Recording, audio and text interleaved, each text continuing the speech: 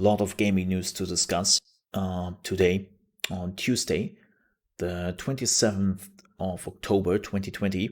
And if you have missed it, right now, a lot of YouTubers, streamers, and of course the press has finally a chance to have a look at the PlayStation 5. And the look it is indeed. I would say we are watching a short unboxing video, and then we have some comparison pictures of the next like 3 generation consoles, the Xbox Series S, X, and PlayStation 5. And yowzers. Let's have a look. The unboxing video is by IGN, so definitely make sure to check them out. What's up, everybody? Destin Legary here, and today I'm tremendous. Hey, Destin. Because today I get to unbox this PlayStation 5 for you. Let's open it up. But first, the gloves. Ready. All right. So we don't want to get fingerprints all over this thing, but we're going to go ahead and pull It's a package. Like, why do you not want to have fingerprints on the package? That can go down there, and this is where the good stuff is. Oh yeah. So this is actually my first time opening it. I never got a chance to, so I'm actually really excited. I waited all day to do this, and oh, it is another. They have to give it back so they can sell it. What's in the box? Another box. What's in that box? Another box. Inside is the power cable. Oh, a power cable. Chad, oh my god. PlayStation has a power cable. And the manuals. Yeah, great, because everybody will read the manual. There's the PlayStation 5 stand. Ooh. Provided HDMI 2.1 cable. Yeah, which has a huge flaw right now in production. Woo. USB-C connector for the controller. Awkward. And that is it for the top portion. Yeah, damn, that boy runs on electricity. It's crazy, isn't it? This is the main console, and it is heavy. I have been lugging around this box all day around my apartment. Oh God. You know what? Doing it that way makes me incredibly nervous. It's heavy, you guys. So I'm actually gonna kind of slide it out the side there. Oh. But this is the thing you came to see. This is the main console. The package? I came here to see the package? Tube things on the side. I thought it runs on the tiers of Xbox fanboys. Yes. Oh my, it's heavy. Like, I'm surprised at the heft of the console. And it's not just because I'm wearing these slippery anti-static gloves. Gotta take care of it. You don't want to get... Oh, it has this black glossy thing like the PlayStation 3. Ooh, a lot of people hate that. Unboxings of the PlayStation 5. There it is. Wow. It is quite... That is a chunky console. Let's get a profile shot. Boom. I'm more interested of the story of the banana. Can we talk about the banana? Front design. You guys saw the front there. It feels like it's breathing, and it kind of reminds me of what the Xbox did, actually, with its sort of breathing in design. I like it more than I thought I would. I'm kind of digging it. And on the back, His hands are slipping. you got the USB ports in the front there. There's the power button and the reset button. Because of the gloves. Drive. And then you got your back ports back here. All right. Inputs, you got power, HDMI, Ethernet, and then the 2 USB 3.0 ports. Makes sense. Everything is unboxed, but let's look at the peripherals. We have the power cable. We have the HDMI 2.1, which is needed for 4K 120. We have the USB-C connector. We have the 2 manuals. Yeah, and apparently HDMI 2.1 has a huge issue right now in production. Look at that. Looks so nice. There's the connector on Like the bottom. standard itself, like something is flawed. Awesome. Now, I was actually sort of curious about the stand. Let's see how it actually looks when you pull it out of the bag. Like I saw an article like a few days ago. It's something in the production is screwed up, and it can basically end up with just producing a black picture. Like if you're trying to combine 4K 120 FPS and what is it, HDR, you're only getting a black picture, and it's not something you can fix with a software solution. It's a hardware issue. So, oh. And then you want to remove the screw hole in the bottom here, which is very flush. I have a tiny screwdriver. There we go. Pops right out of there. I'll save that for later. The question is, do you need the stand? Because it seems like it stands pretty well on its own. You would just put it on. Right? So make sure the hook like, is towards the back. I mean, sure, the stand makes it more secure. And then you just kind of line it up with but the hole, and then you put if the console never moves... Okay, and then we'll just screw it in. Feels pretty snug. I think the air intake is at the front, vertically, of course. or at the back. How do you do it horizontally? We put the screw in the storage compartment. It sits in there sort of strange. Make sure you look for the I mean, yeah, there is some air intake, but not that much. Like, it seems to be fine because it stands on the... Oh, that looks horrible. Okay, you are hiding it anyway, so you don't see it. Okay, cool. As you can see, it's not really that wobbly.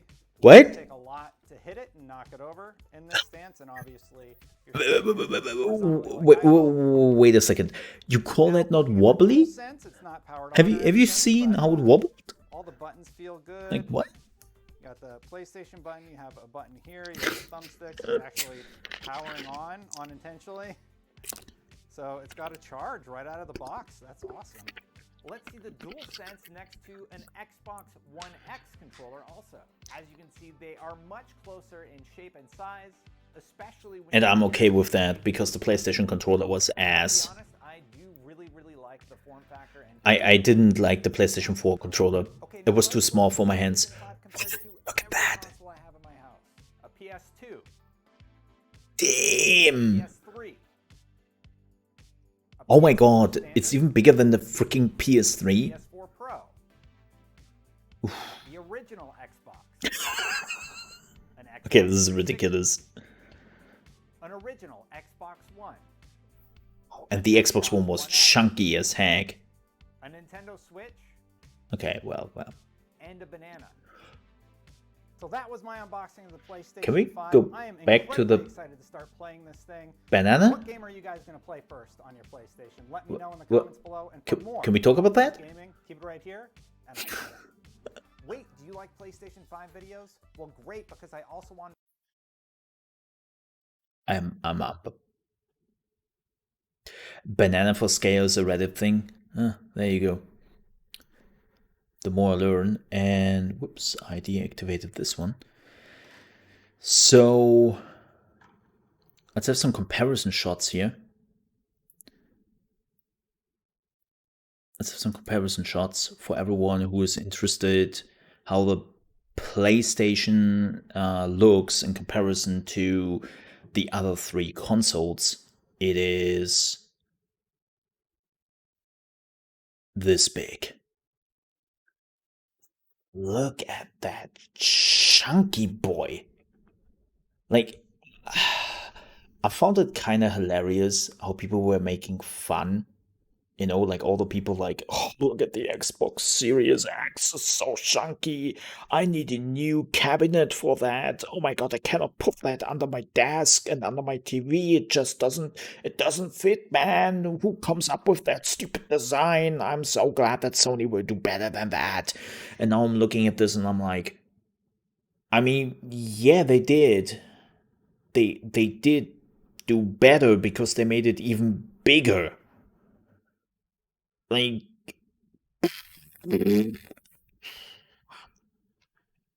size does matter, yeah. Yeah, look at the glossy thing. Like this is something they also had on the like this can be very irritating. Like especially when the sun is shining on it and you have it like inside.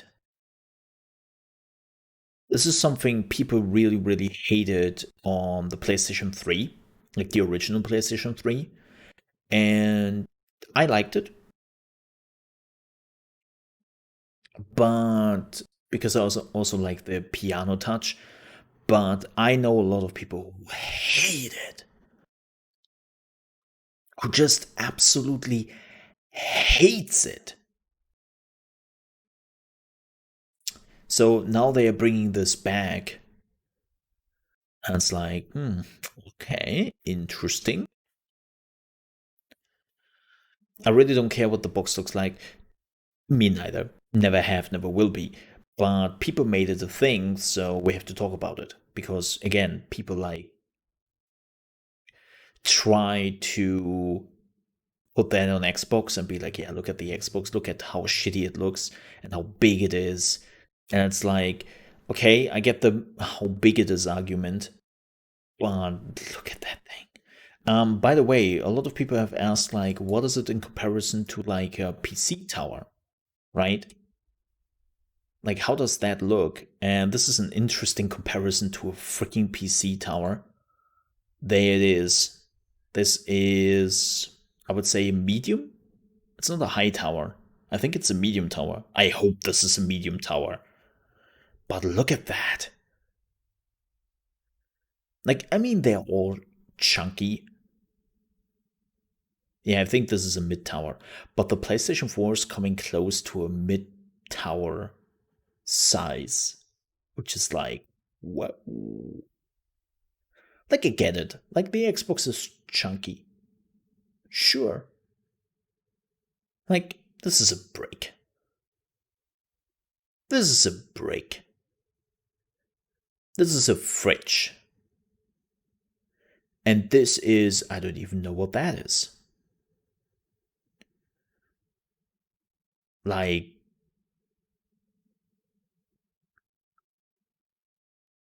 it's, but it is chunky. Like, it's definitely a big PlayStation. So, for all the people who made fun on Xbox, like, look at that Xbox tower, like, look how chunky it is. Yeah, you better look at the PlayStation power and say, tower and say the same thing about PlayStation. Oh, you won't. Okay, cool. Like, here's the thing I don't care for Xbox. Like, for everyone who's like, oh, look at that, Mole is here for the Xbox fanboys.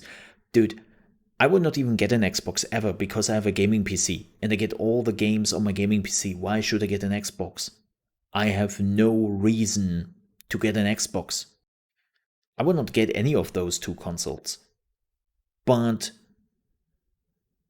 the point I want to make is, and this is some hypocrisy, it's like, hey, look at that chunky Xbox, look how big it is. And now the PlayStation 5 is much chunkier and much bigger. People are like, size doesn't matter, man.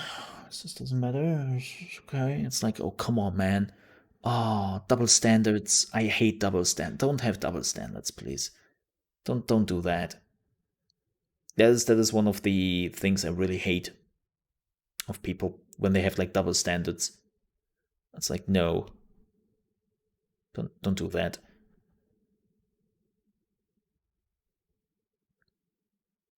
So, I mean, yeah, if you would probably like take them apart, they're pretty much like Xbox to basically go into the, well, chunkiness, right? With this design, and PlayStation was just like, okay, let's build bigger, let's build the tower, right? So they have similar size, but still,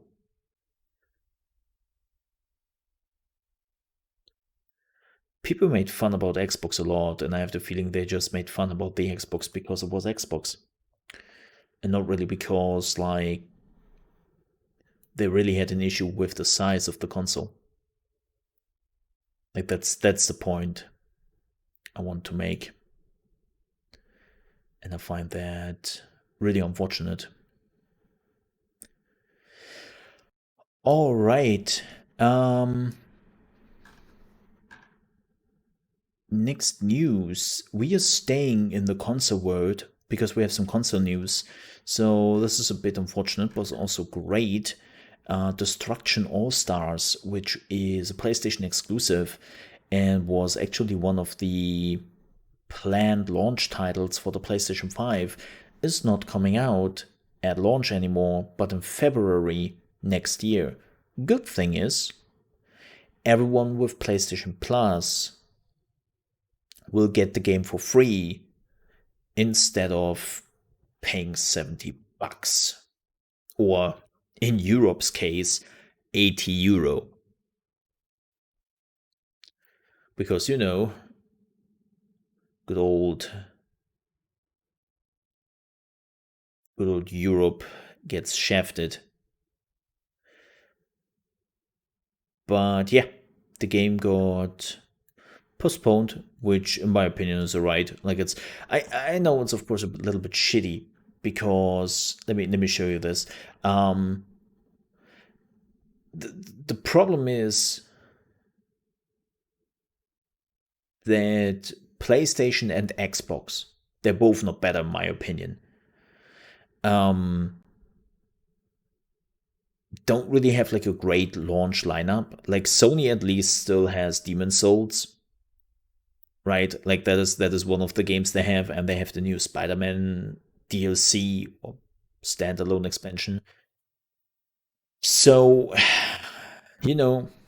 cool. They at least have a little bit something, but both launch consoles are a bit weak. But yeah, so this game has been now postponed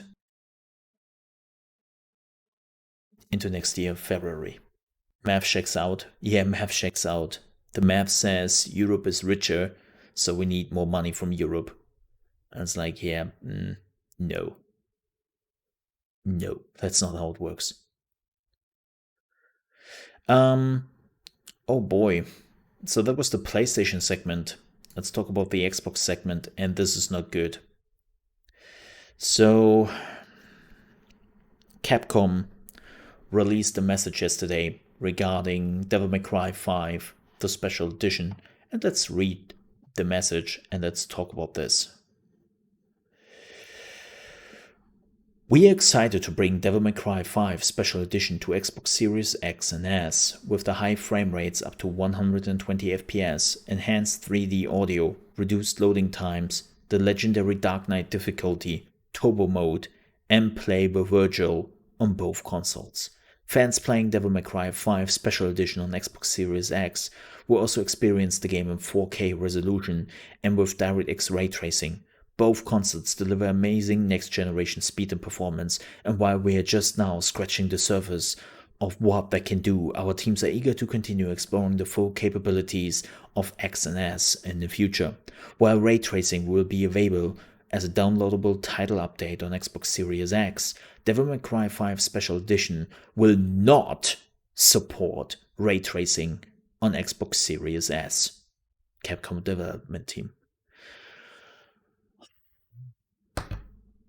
This is what I feared. This is exactly what I feared with the Xbox Series X and S. Here's the thing. The Xbox Series S is capable of ray tracing. It has the same GPU. It can run games with ray tracing, but not necessarily in 4K, right? So, why do they not bring ray tracing to the Xbox Series S?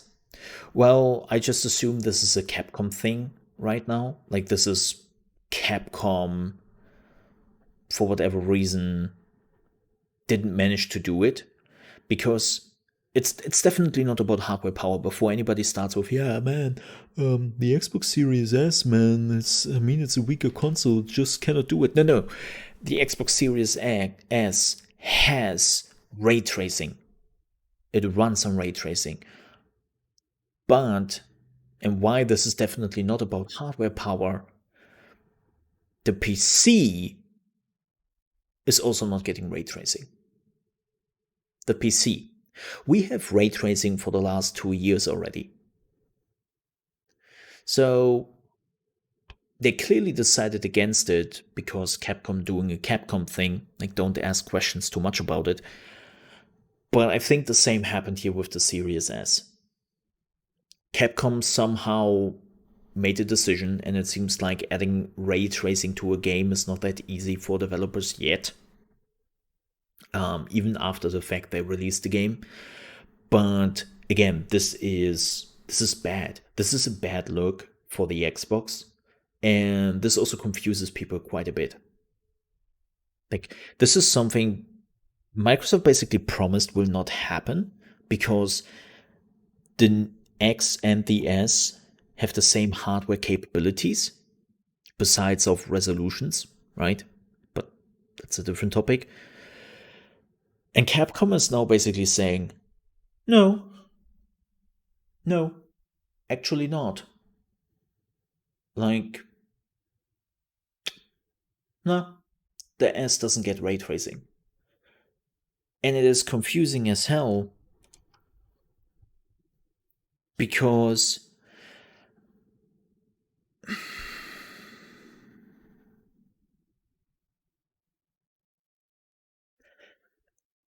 people will take this and will be like, oh, look at that. See, I told you the Series S is weaker. Like, and it will be this stupid war again. Like, again, the only difference between the Series X and S is basically the resolution you can play games in, and FPS, of course. But all the graphic capabilities and all the graphic features are identical. So I would have loved to know, and Capcom will not tell us, but I would have loved to know why that was decided, under which circumstances. And I would have loved a little bit more of an explanation to, hey, here's why the S doesn't get it, and why that necessarily means or doesn't mean that the hardware was not strong enough. Like, I'm really, really interested to see the why. And again, we will not get it, and this will lead to a lot of confusion. This will lead to tons of confusion. So, yeah, not a good look. Not a good look at all. And they have to fix that.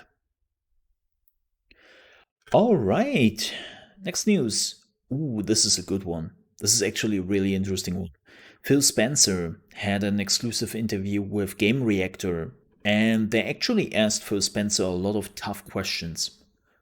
Like, you know, when sometimes magazines have interviews with like the head of Xbox or the head of PlayStation or someone high up in the chain, how they're just like asking cookie cutter questions, and they're like, hey, how was your day, mate? Oh, good. Like the sunshine? So can you tell us a little bit about like the great history of Xbox? Or yeah, like do you always have green shorts on? Tell us more about the green shorts. It's like, oh, can you ask some real questions, please? Game Reactor, though, on the other hand, actually did ask some real questions. And what we would do here is some of the questions I will basically read, and then the answer will be TLDR, or we will have like a longer look at those answers because they're kind of interesting. So the first question is, before the first round of purchasing studios, what made you get up in the morning and say, we need more studios, we need more first-party games? Let me actually showcase this interview. Right, that was the question. And TLDR on this answer was, it wasn't really like a one morning decision for Phil Spencer, but it became clear that even in the late 360 days, Xbox was already struggling with first-party titles. and having like enough studios to build for the future, because building a video game with a studio can take up to 5 years. And yeah, he was basically believing for a long time, and then at some point he finally had the power to do so, and the support of the company behind them to buy more studios for the future. And he knew that even if he starts in the Xbox One era, it would take years before those partnerships and those buyouts basically come to fruition. So yeah, that was his lengthy answer. Are you content with the current lineup now, or is there a chink in the armor somewhere, a certain genre, a certain type of studio that you feel still is missing? And TLDR here, E-rated content. Content with a broad appeal, which is just fun for everyone. Yes, they have Minecraft. Like Minecraft is one of the games he noticed, but he's like, yeah, we need more of that. Like, we need more games for the younger audience, because right now Xbox has a lot of adult content, but not really something for the younger audience. So we will see where they're going with that. And especially with Game Pass, like he also points out that Game Pass at this point needs to be feeded with more content. Like, it's a monster in itself and it needs food. And the best food for that is like broad content. So yeah. Commander Key.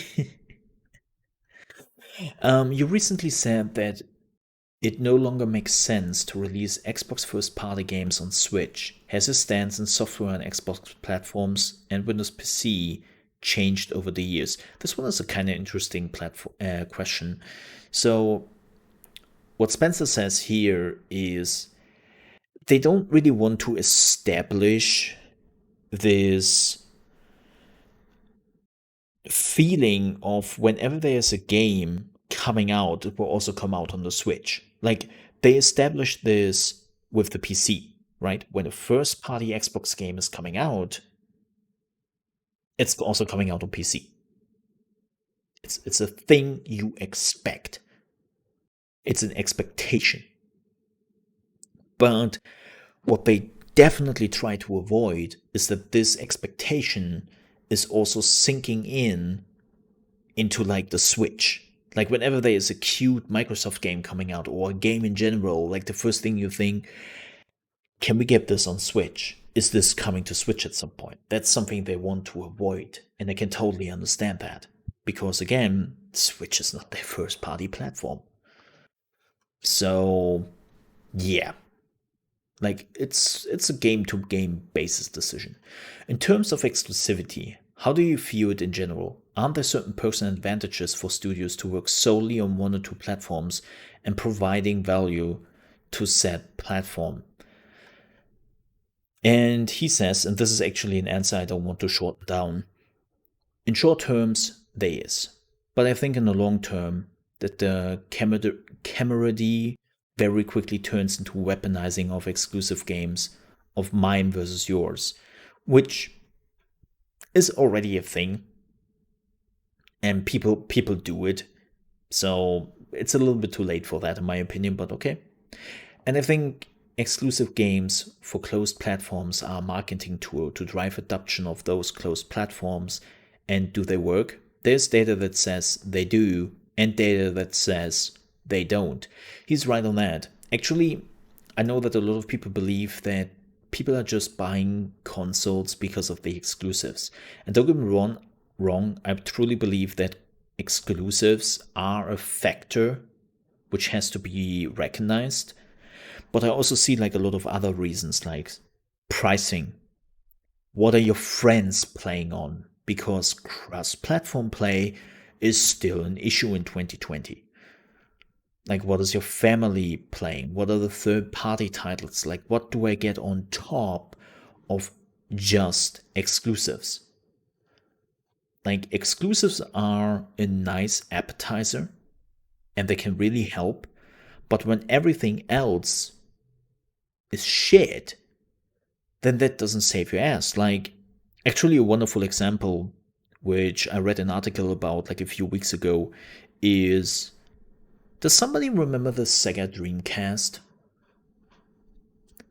Anybody here in the room heard of the Dreamcast? The Dreamcast actually had that issue. The Dreamcast had a lot of exclusives. A lot of Sega IPs. Did it save Sega? Did it save the Dreamcast? Did it save the next generation console? No. No, it didn't. It did absolutely not. And it was not that Sega didn't have enough exclusives. Like, the platform was full of exclusives. But the rest was, well, problematic. And we could now take a deep dive into the woes of this Dreamcast, but let's not do that because that takes too long. But you see what Spencer is saying here. Like, just having exclusives doesn't necessarily sell you more consoles alone. Like, you need more than that. Clearly, as I said, they're good at driving excitement. Let's take this holiday. Obviously, PlayStation and Xbox are shipping new consoles. We are both going to ship as many consoles as we can, and I'm going to predict that we are both going to sell every console we build in 2020. And if I had another exclusive game, all I could do would be to sell out more quickly, right? The excitement for gaming is bigger than the excitement for exclusive games. So what he's basically saying here, and I find that very interesting and also kind of disturbing, is like, yeah, actually, it doesn't make sense for us to have exclusives for the launch because people would just buy it regardless because it's something new and it's something they want, a little bit like an iPhone. And it doesn't really matter what we are offering with that hardware piece, as long as people are having that new piece, and we will sell it anyways. And to be honest, I find that view a little bit disturbing, because this is probably the reasons why we don't have a lot of great of exclusives for the PlayStation and the Xbox, because they both know they will sell that ish. And it's like, I don't like that view. I'm not a fan of that view, to be honest. But I get it.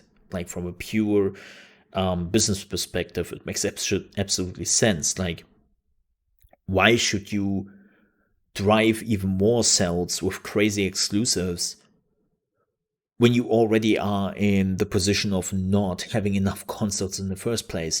Right, Nvidia? Right? You get that, Nvidia, right? Yeah. Sorry. Whoops. Especially right now with COVID-19 and a high level of engagement in our business due to people being stuck at home and not physically socializing in the way they are used to, from an exclusivity standpoint, they're great marketing vehicles and they can lead to some great games. But if we take a higher level view, is gaming better if more people get to play more of the great games in our ecosystem? I think that is true. And this is what they are trying to do. This is why they're focusing so much on bringing just older games to the new consoles but enhanced. And this is why we ship our game on Xbox, we ship our game on PC, and if you have an Android phone, you can play our games too. In fact, that we sell our games on PC does undermine one of the value propositions, and in that it doesn't force somebody to go buy our console. Our high level goal inside of our team, of how we measure ourselves, is how many people are playing on Xbox. And when we say playing on Xbox, it doesn't mean an Xbox console. It means somebody who is logging in and playing a part of our ecosystem, wherever first party or third party. And it could be on an Android phone, it could be on a Switch, it could be on a PC. That's how we think about it. So,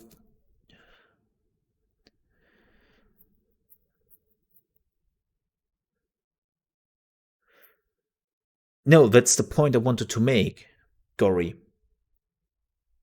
Like, you haven't apparently understood my point. My point is that the Dreamcast had a lot of issues.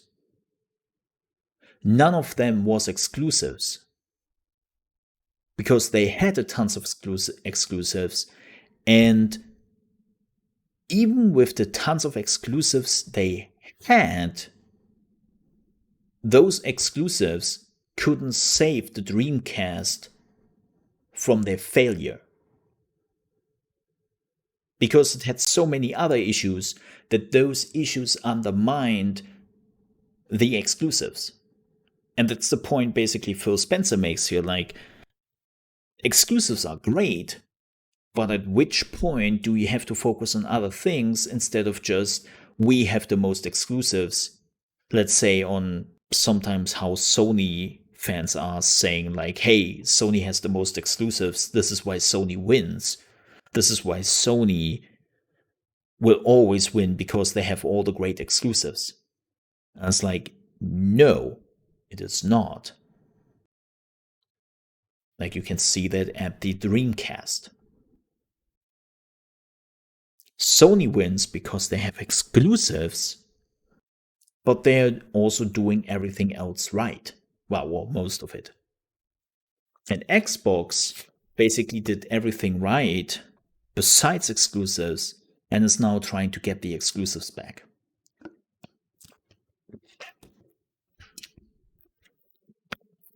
And the point was, if you want to see a platform which failed, even with so many exclusives, but everything else was falling apart, look at the Dreamcast. That was my point, that even the exclusives couldn't save the Dreamcast, because it had so many other issues. That was my point. So, the Bethesda deal was monumental and took most of us by surprise. What do you hope to gain from this long term? And I'm talking more broadly here than simply Bethesda titles making it to Game Pass on launch day. And hi, Lemons, how are you doing? Good to see you. Hi! Hi, Lemons! Hi!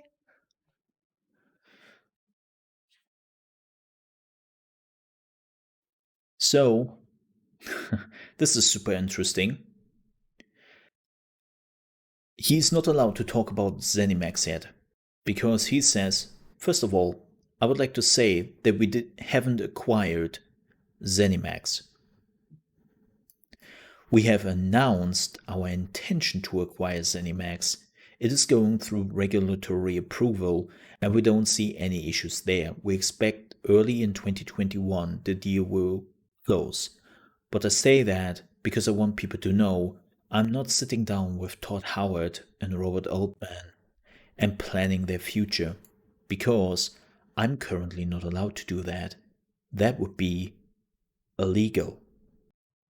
So, for everyone who hopes or believes or whatever that Xbox is already sitting in the ZeniMax office and they're already talking about the future and they're already working on the next things, they can't, because they haven't acquired ZeniMax yet.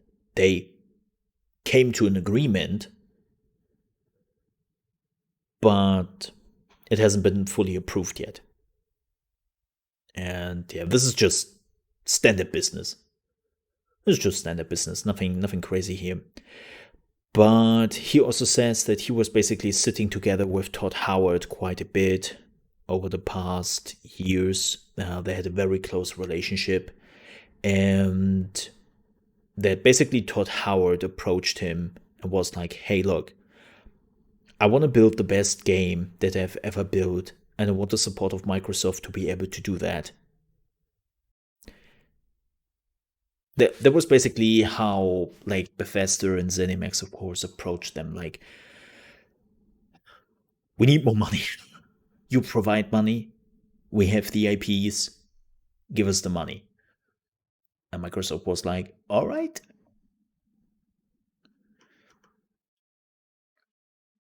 All right. Monetization is becoming an increasingly important topic for consumers across the globe. With a renewed focus on strong first-party titles, is there a certain strategy you deploy for how these studios should handle monetization? And his TLDR is basically, look, like our studios can do whatever they want to do. Like they can make it a $60 title, they can make it a $70 title, they can make it a free-to-play game, they can do something completely different. But one of the things which is very important, that all those games will always be on the Game Pass, or they can even decide if they want to. They can even decide to say it will be in a Game Pass exclusive game. Like they're actually giving developers, or that's what he's saying, their decision to do their business model.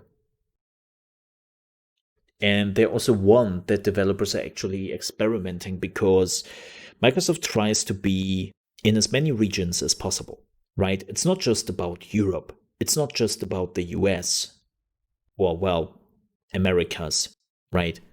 It's about the world.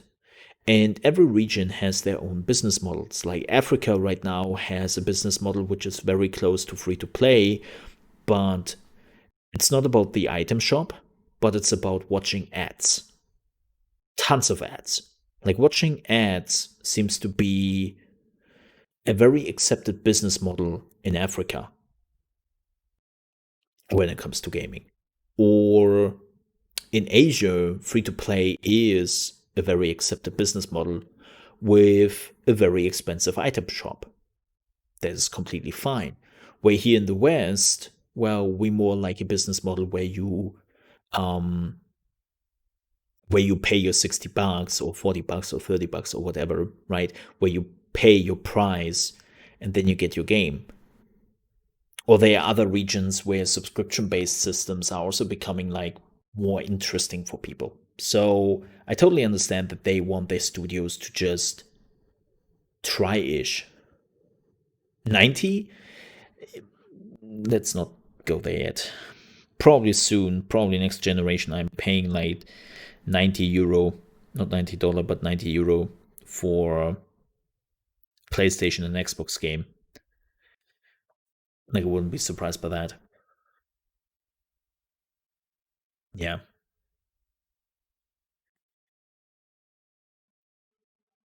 So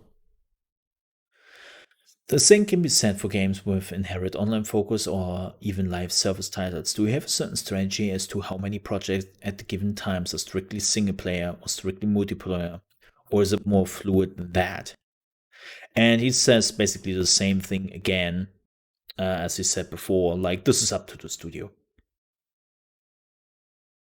Like, this is up to the studio. Like, they don't really have like any direct plans. If the studio thinks that this works, and this seems to be something which at least Xbox really believes in, because Xbox made already the mistake to dictate studios what to do and what they want. Like we have seen it in the past, when there was still the old Microsoft, when there still was the old Xbox in the Xbox 360 and even like the beginning of Xbox One days, where Microsoft actively was going to the development teams and were like, so what are you working on right now? Yeah, hi, Lionhead Studios here. We are working on the new Fable 4. It's a single player experience. You said live service, right? No, it will be a single player game which we completely reinvent. No, you mean live service game. Excuse me? Yeah, it will not be a single player game. You will make it a live service game. It will be called Fable Legends, and it will be a co-op multiplayer game where even somebody can play the villain. Sir, that's not what we had planned for Fable 4. I know, but now you do. That was basically Microsoft in the past. Well, it was not that bad. But that was basically what Microsoft was in the past. They were telling studios what to do. And, well, how that worked out, we have all seen in action, or the missing of it. And hey, Hazard, it's good to see you. So I can totally understand that Phil Spencer is saying here, like, look, they do whatever they like. Like, diversity is king. We want studios with different approaches. We want that studios try out stuff, and we will be there to support them. And that's why they bought them in the first place, because we believe in their work. We basically believe in what they are doing, what they have done before, and so we will not interfere. And that's a good thing. That's a good thing. Game Pass has become a fundamental part of Microsoft's identity going forward, and it's becoming a huge success on Android devices through xCloud and Windows 10 PC. Do you want to see it expand to Nintendo and PlayStation platforms? Is it them that is keeping the service from launching there, or are there any other challenges regards to that? And look, he's not answering that question here. Like, that's unfortunately, like, he's basically saying he wants to be on as many platforms as possible: Fire TV, Chromebooks, iOS, which iOS being a bit stingy right now, but he also would love to see it on the Switch, on the PlayStation, and but he also says that he's not really sure that these are the big nets, blah, blah, blah, the next big set of users. Like, right now, the goal with the Game Pass is clear. The Game Pass is doing exceptionally well, not only just in the West, but also in Asia, and even starting to become accepted in Africa, which slowly but surely becomes a gaming market.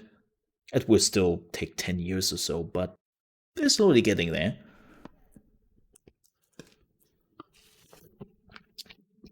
And Matt Booty said something very interesting a few weeks ago, where he said, or he got asked, like, hey, will you also raise the price tag for first party games on the Xbox? And Matt Booty's reaction was, well, maybe. I mean, does it really matter how much a game costs if we have the Xbox Game Pass? And in my opinion, yes, because not everybody wants to use the subscription model, so yes, the price does matter. But that is not really the point you wanted to make here. The point you wanted to make is Game Pass is doing so exceptionally well for Microsoft already that they are focusing very much on it, and they are trying to push it. So they are trying to bring it as to many places as possible and to many platforms as possible. And especially Asia, like that is one of the problems we talked about, right? Asia, besides of Japan, is a huge market for phones, for PCs, and for like the browser solutions like Fire TV, Chromebooks, and whatnot. But not really for PlayStation, Xbox, and Nintendo Switch. Like, the markets are there, but they are not big enough to really be that interesting. So I totally understand that he is a little bit evading here, and it's like, yeah, we would if we could, for sure, but it's not our prime goal right now. In terms of consoles not being outpaced by PC development, which there always will be, sorry, are you planning for console life cycles to be shorter in the future, or is there a value in having the same basic development pipeline for a long period of time? This is something I actually don't want to shorten, so let's read his message. It's a trade-off. And I think you hit it. Stable platforms for longer periods of time means developers get more familiar and more comfortable with engines and the technology. It's why we have the same core gaming platform across Series S and Series X. And frankly, we have moved that onto PC as well. so that developers now can look at more consistent development platforms across our services. Because previously, you built a Win32 game. If you were on PC, you built something called an ERA game. So we're bringing those technologies together in something called Game Core that can help developers build more easily across broader platforms. I don't think the development platform has to preclude underlying hardware from improving. We've seen that on PC. So I think there's a slight difference between, does the development platform grow and stabilize, and will every individual piece of hardware underneath that platform also stabilize over years? In order for developers to get the most out of them, I think the software layer is more important. I don't think we'll get to a world where we see console life cycles mimic what we see on, say, graphic cards, where it seems like every year there's something new that comes out. Because with graphic cards, you're changing one component of a device that's in your home, whereas a console tends to get installed in your rack under your TV, and you just want it to work. You want it to be there, and you want it to turn on. I think there will be a difference. Maybe the cycle will upgrade a little bit more than in the previous years, but we are still supporting Xbox One. Frankly, we still have millions of people that log into Xbox Live on Xbox 360. We in the industry can get involved in this new, but we still have a lot of customers who are happy with their launch day Xbox One, and I want them to be happy for years to come. #xCloud. Like, if you're okay with live streaming video games, like I said it before, if you have an Xbox One, you will be able to use the Xbox One for years to come, thanks to xCloud. Like 100%. And I think he's right with what he's saying. Like, consoles don't need the quick upgrade. Yeah, sure. I get it. Like, they are getting weaker over the years, and they're not performing as good anymore as they could, especially the standard Xbox One.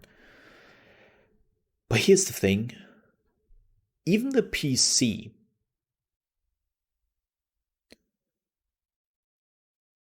hasn't really changed that much. Like, if you bought a GeForce 970 or even like a 980 7 years ago, you can still play all the games nowadays. Sure, not on the highest graphics settings, not on 4K, not with ray tracing, sure. You have to scratch a few features here and there. But you can still play them all without like sacrificing too much. Right? And the same goes for consoles, because hardware technology has slowed down in the recent years. Like, sure, we are getting more powerful graphic cards, and sure, they have more performance in the end. But when it really comes to absolutely breathtaking new technology, there wasn't really a lot. Like, the only next jump in hardware was actually when the 2000 series of GeForce came out. That was the first big jump where a new graphic feature came in, which is ray tracing and of course DLSS. But in the end, like, it was one of those features where you could say, I get it in like 2 or 3 years and it would be fine. So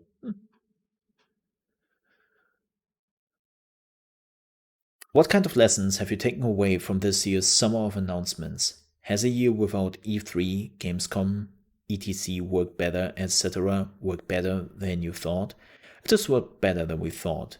Like, going into it, everything started in February and March, and looking at the summer, we had no idea. We hadn't trained in dealing with a global pandemic and what that was gonna mean. So I think we look at the engagement numbers that we see. If we just go for the metric standpoints, we feel pretty good about how the summer went with all the different announcements. There are always learnings, but I feel good with the reach that we had. The thing I miss most is the gamer community coming together, and this is something that we haven't really replicated on any of the platforms yet. That is not a shot, that is just as an industry. I'm on the board of the ESA who runs E3, and we talk about that. Sony, Nintendo, EA, Activision, they're all on the board, as well as Ubisoft and Take-Two. So we are all kind of thinking through the issues. That's the thing I miss. So, yeah.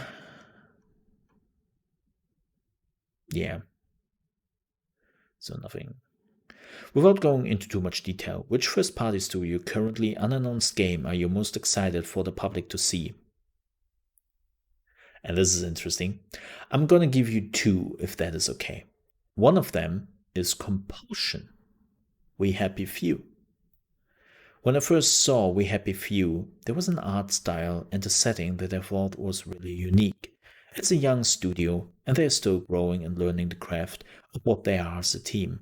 But looking at what they're gonna do next, I love their ability to create new worlds and unique settings. That is always something that is fun. So without saying too much, that is one of them. The other one I would say is The Initiative, which is our studio in Santa Monica. I've played what they are doing next. Just the talent we have been able to bring on into that studio, led by Daryl Gallagher, is amazing. Especially when you bring such an amazing group of creators together and create such a culture that Daryl is working to create there. I'm incredibly excited both to be able to form a new studio to attract the talent we have, and the game that they're working on will be fun to get to announce. So that was the interview. Was pretty cool. Like I'm actually kind of interested with compulsion games. Like the thing with compulsion games and We Happy Few, it was a mess, and I think it was blown out of proportion. Like when we finished the Arthur story, I was actually believing that we finished the game, that we were done with the game. And to be honest, I would have been fine with it if that was actually the end of the game. But it wasn't, and it just didn't feel good afterwards, and it became even buggier than that. Like, oh, unbelievable. Like again, not We Happy Few had a lot of ideas, but yeah, that really was it. Yeah, it was a like again, Katie. The problem was they had a plan for this game. Then they signed a publishing deal with Gearbox, and then afterwards they they basically just got more money, and I assume that Gearbox had like a broader idea.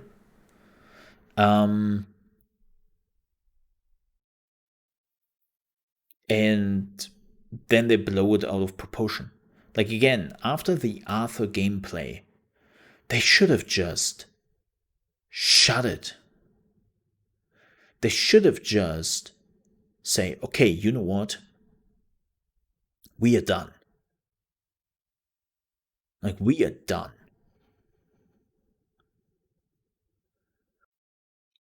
But they didn't. They didn't. They pushed it even further. Ooh, this just came in. Ooh. Are you ready for a super, super quick announcement?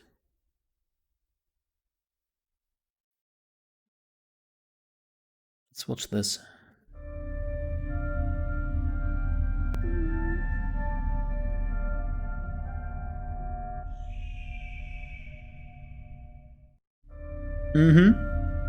So apparently Netflix got the right to an original series of Assassin's Creed. Yeah. and they're working on it. I mean, I hope they're doing it right. I really hope so. Like, I hope they can do it. But that's cool. Why not? All right, we have some other quick news here. Yeah, we will see if Netflix can manage. Like, Netflix has actually done pretty well in the last few years when it came to series. Well, besides, I haven't seen the Dragonstone series yet. Unfortunately, I have to watch that at some point. The thing is, they're just recreating the game, which is cool. But I'm also like, yeah, I've seen the story. Like, I know how this is going. So, Now, let's watch another announcement trailer. I'm kind of okay with. Let's see how this goes.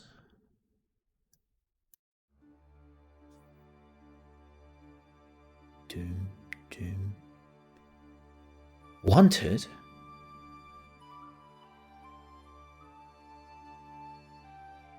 Oh man, it's like desert. Oh my god, the bird. It looks so derpy.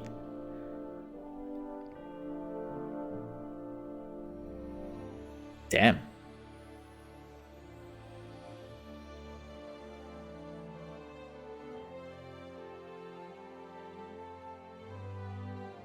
I wonder what they will...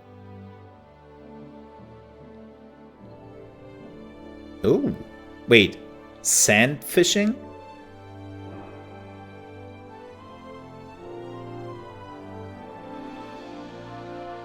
I want sand fishing. I don't want horses.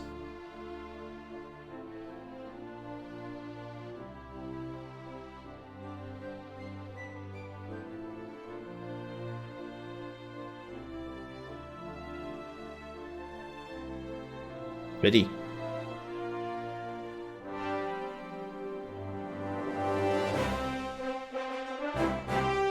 Oh, I like the new monster design.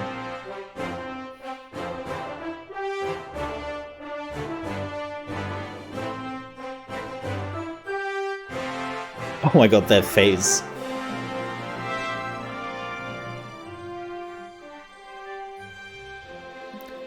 Yeah, my time at Porsche was alright. It had a lot of like underlying issues.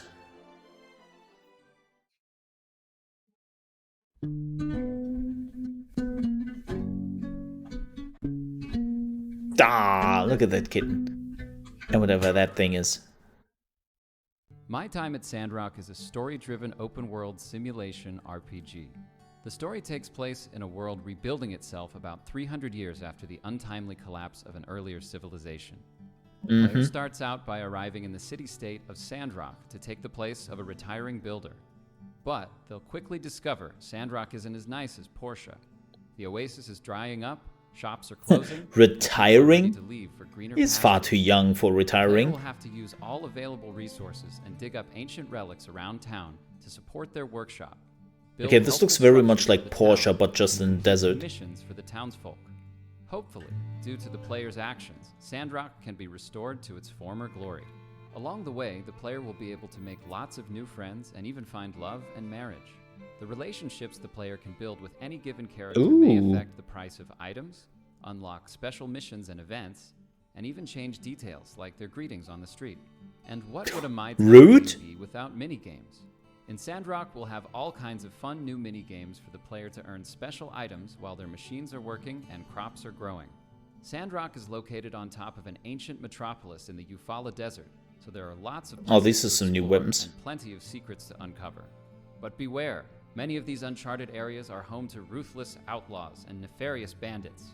By the time of the game's full release on Steam, we plan to have implemented a multiplayer mode that will allow friends to Oh. build together in a special new map with its own unique challenges. All in Oh. all, we're working Okay. hard to create an experience we hope players find memorable and rewarding during I'm not their always a time fan in of like its own like multiplayer worlds. Like it's like give me multiplayer in the main Hi story. everyone, I'm Shizhi, the director of My Time at Sandrock, and this is Look at the FPS. Yan Wei. There's like 10 FPS running in the We are background. back and doing another With Sandrock, we plan to That needs some add a optimization, satisfying man. multiplayer mode while making sure we can still give our single-player content the polish it deserves. For that, we need your help. You helped us with Meta and Porsche, and we've learned a lot since then. We hope you can help us again. I mean, it was a good game. At Sandrock, the best it can be. I'm just a little bit concerned that my time at Sandrock might be. Hey everyone, thanks for watching, and thanks for supporting Pathia Games for so long. And for us to show our appreciation, we want to do a giveaway. My time at Dover's? What is that? Wait, what? When this channel reaches 20,000 followers, we're going to give away an Xbox Series X. Okay, this is advertisement, which I'm not like super interested. What is my time at Dover's? What? Yeah. Yeah, this is just like giveaway stuff. But it's now on Kickstarter. Let me see how is it going on the Kickstarter end. Okay, they already reached their goal. That's neat. They wanted 84,000. They're already at 97,000 euro. And there's the multiplayer stretch goal, if they're reaching that. In-game Kickstarter t-shirt, okay. Wear Rover suit, okay, that's pretty neat. More character customization. Buggy racing minigame. More visitors from Porsche. Oh. Alternative clothes for romanceables. Oh my, new dungeon. New romanceable characters. More multiplayer social games. Multiplayer marriage. Oh my. Kids grow up. Huh. More exploration areas within Canyon. Able to romance all eligible characters. Wait, what?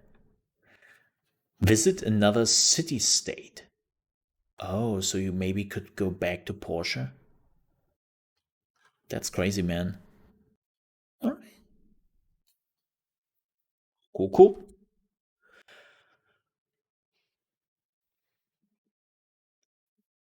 All right.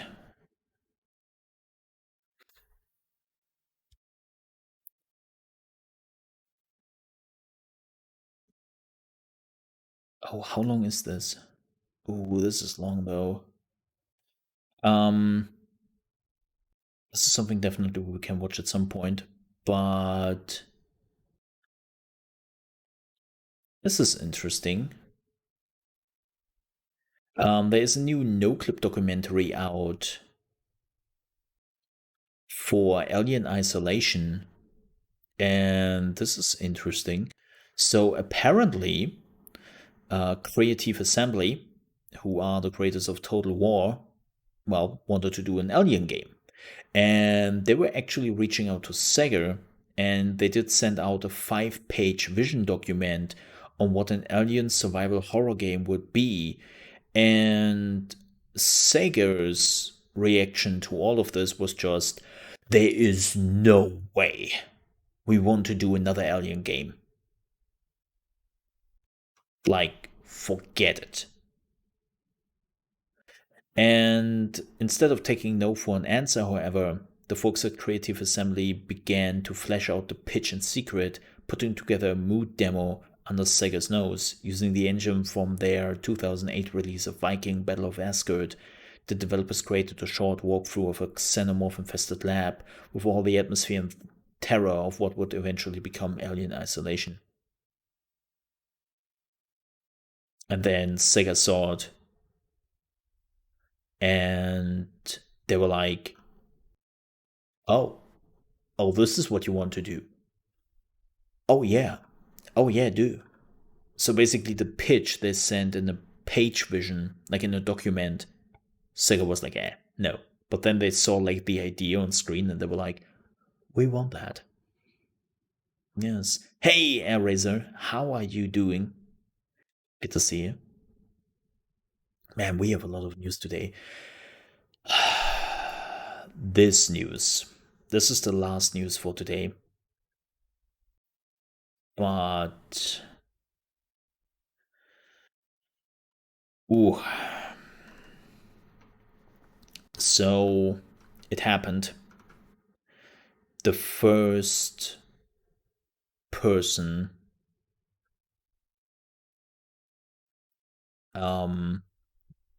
got banned from Twitch because of DMCA claims. The first partner got banned for DMCA claims, and he was apparently banned because he had Dragon Force music running on the stream, and he was covering Dragon Force music. And you might say, well, you don't do that. Yeah, it gets a little bit awkward when the person who got banned is actually a band member of Dragon Force and is actually the guitarist of Dragon Force, Herman Lee. So he got banned for his own music. It's like, here we go! DMCA at its finest. Because of course the people who are enforcing DMCA have absolutely no clue who the music makes, who the creators are, like they don't give a damn.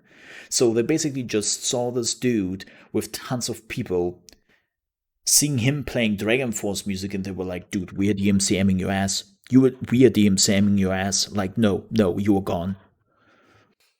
It's like, oh my god. Welcome to the world of DMCA, where bullshit like this can happen. And it really shows like that this is just absolutely stupid. I made a video yesterday, a separated video, but let's talk about this. So yesterday, the Recording Academy and the RIAA, National Music Publisher Association, the Music Managers Forum, the American Association of Independent Music, SAG, AFTRA, and so many more signed a letter that it's sent to Jeff Bezos and of course to the CEO of Twitch, Emmett Shear, and they were basically demanding that things have to change. And the music industry has tried for years to reach out to them to change Twitch's approach to DMCA. And the TLDR of all of this is Twitch/Amazon, give us money. We want money.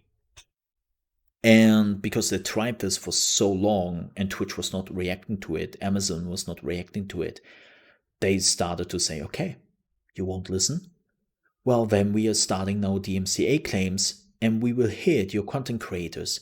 Let's see how you react to that. Well, and apparently the music industry doesn't know Amazon or Twitch very well. They will be very disappointed to find out that Twitch doesn't give a damn about this. Because the more I see this emotion, the more I'm convinced that Twitch has no interest to pay the music industry a single cent. Like, Twitch will make sure that everyone is not playing any copyrighted music at all on Twitch. And whoever does it anyways and gets caught in the crossfire of DMCAs, Twitch doesn't give a damn about. They would just be like, well, not our problem. We lose a few, but most people will get the message that we don't want copyrighted stuff. Now, of course, the problem is here, but what is with copyrighted music in games? Like, let's say Star Wars Squadrons.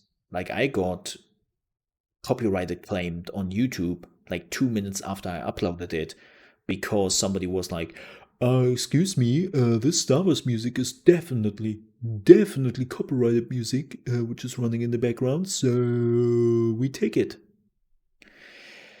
So,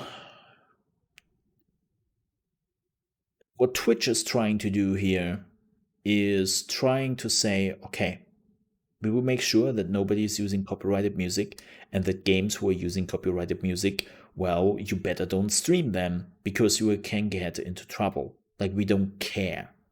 But this seems to be like something which is coming from the top, like maybe even Jeff Bezos himself, who says, I will not pay the music industry a single cent. I won't. And how you manage that over there, that is not my problem. Figure something out. All games, not all of them. That is not true.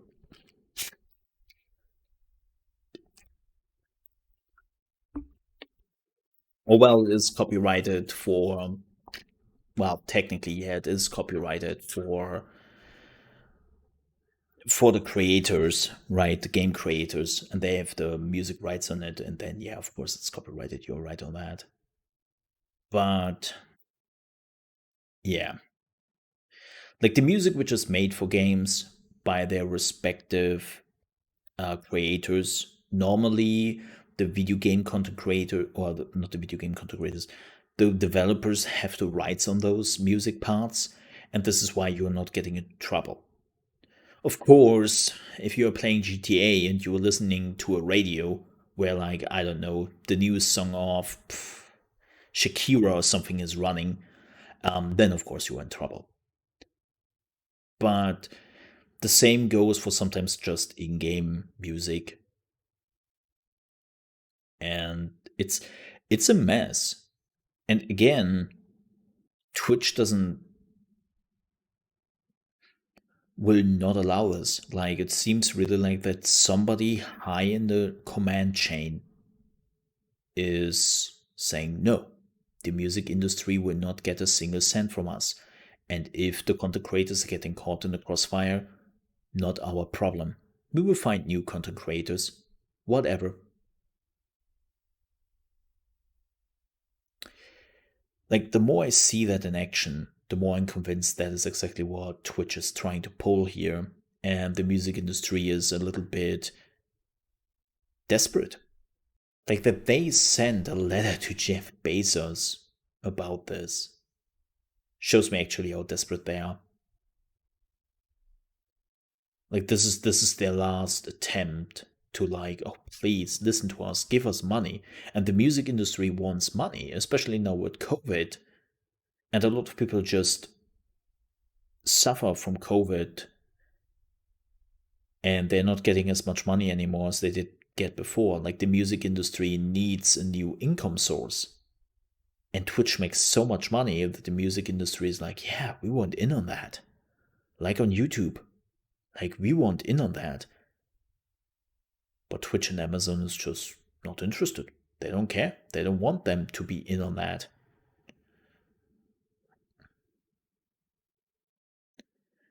And this, of course, sucks for content creators. Like, content creators will suffer the most.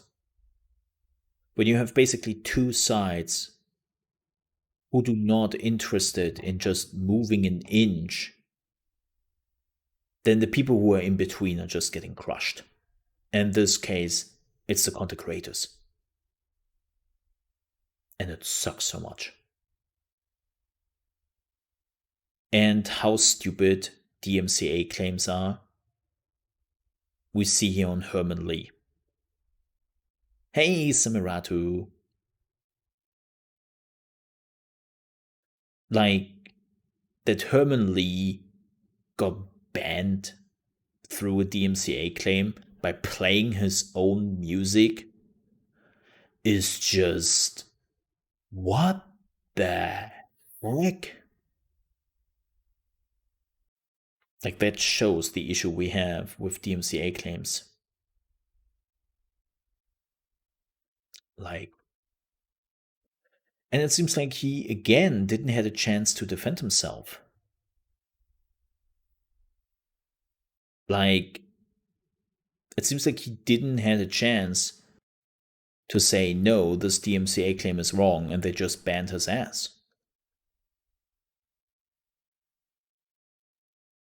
So, yeah. Oh, somebody was ringing at my door. Give me just a second here, folks. Have to check that.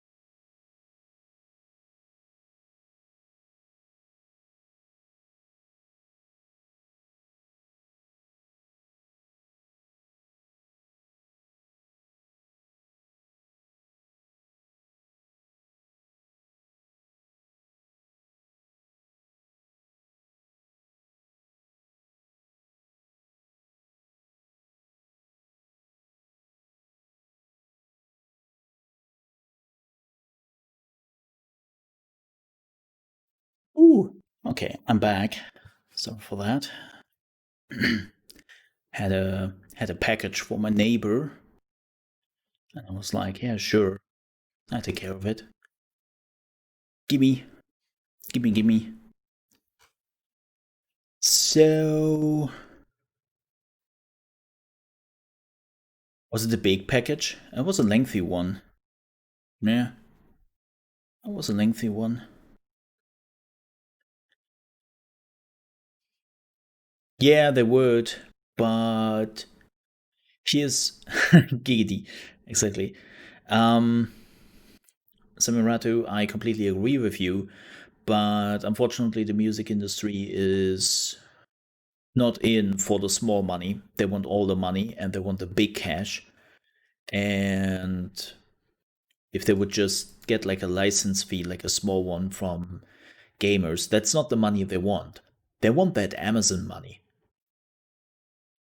They don't want the content creator money. They want the Amazon money. Yeah, that's also like a big problem. Like the license in the US could be completely different than, let's say, the license in Germany. And like there's so many issues with it. Like it would be just better if Amazon is doing it, but again, they also want the Amazon money because that's where the big cash is. And so this just collides.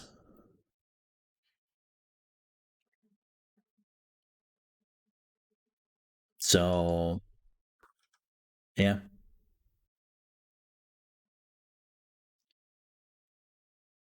Yeah.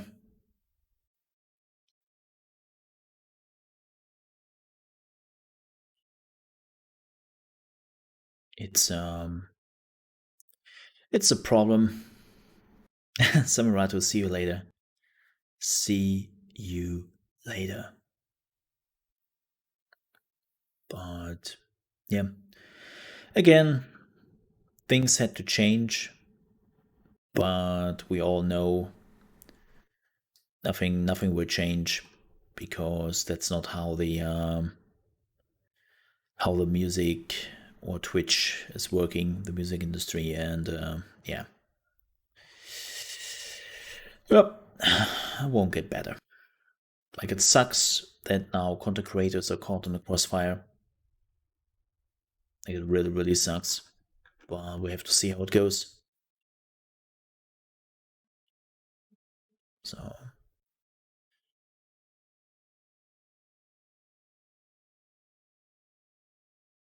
yeah. I mean, here's the thing. Like, remember when I said yesterday, to just give you an example of Oopsie Daisy? Like, remember when I said when we watched the Sims 4 trailer for the new expansion and we talked about the new Japanese expansion and then music was playing in the background and I was like, I will get banned, I will get copyrighted claim for that. 100%. No joke. 5 minutes after the stream was done, bam, copyright claim on my live stream for that particular part. I was like, knew it. I knew it.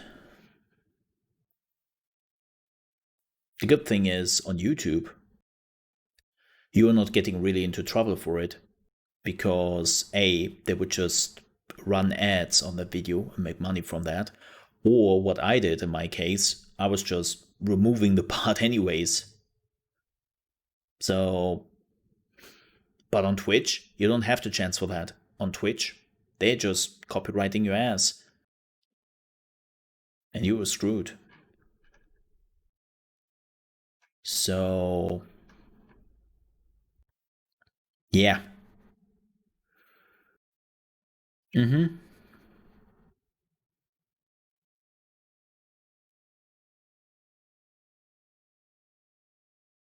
So, it's a mess, but with Twitch being unwilling to do anything about it, it becomes even a bigger mess. So here we are. All right, but unfortunately, we have to wait what will happen next. I will keep you updated. I'm pretty sure we will see more people getting DMCA banned from Twitch in the next few days. And yeah,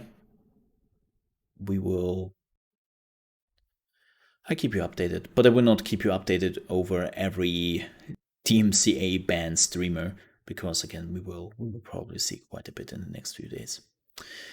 But yeah, thank you again so much for watching the gaming news, and we are done with that. So let's play some video games, shall we?